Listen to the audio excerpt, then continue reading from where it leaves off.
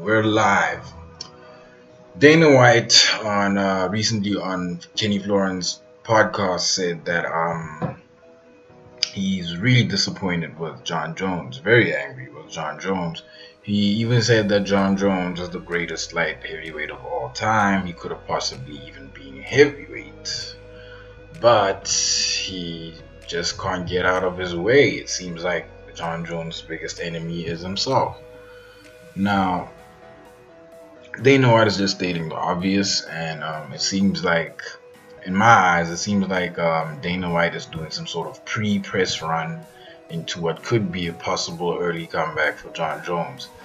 I don't know if that's going to happen, but I would love to see it happen. And of course, the MMA community has been buzzing about a possible Brock Lesnar versus John Jones fight with a steroid legal stipulation. I would love that. Everybody would love that. Even UFC would love that. I mean, I'm sure that would bring in an easy 2 million pay-per-view buys.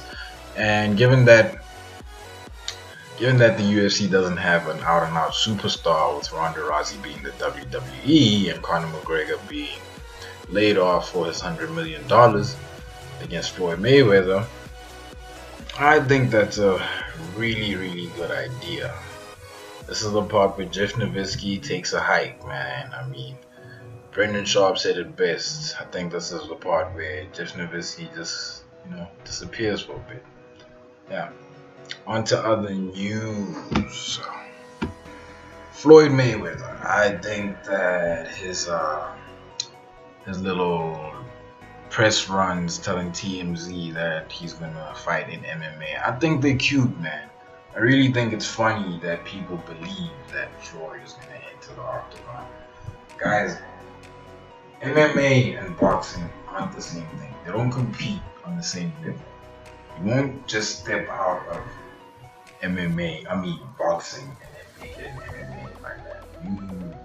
Wrestling, grappling in general, that's a whole nother thing, man. And you forget that a large part of MMA's hype is the fact that every single martial arts can be used in it. So the kickboxing guys are an advantage, the Muay Thai guys are an advantage. Sometimes the Taekwondo, the Shah Rukh Khans, any guy.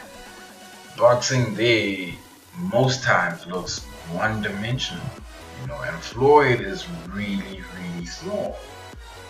I mean, Floyd could fight Conor there, but Conor would destroy him regardless of how much training he does. Even if he put in a couple of years worth of training, Conor could destroy Floyd all day, every day. I would bet on Conor. Now, why is he doing this? I think he's doing this to remain relevant within the sports world. I mean, he's 40 years old, he's retired, and he's spending money like crazy. Now, he also made a lot of money.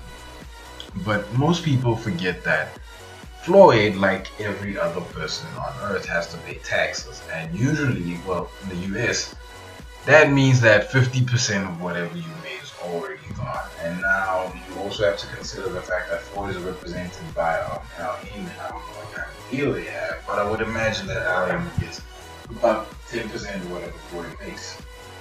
So already the majority of his money, or nearly the majority of his money, is gone when he gets it.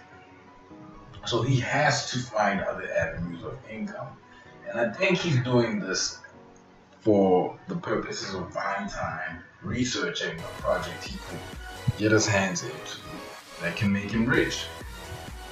In the meanwhile, he's going to keep hyping up fights like this and then switching the hype into a possible boxing match or boxing rematch. You never know what's going to happen with Floyd. As for him fighting in the octagon, I highly doubt it. Let me know what you think, guys. Like, comment, subscribe. And I'm out.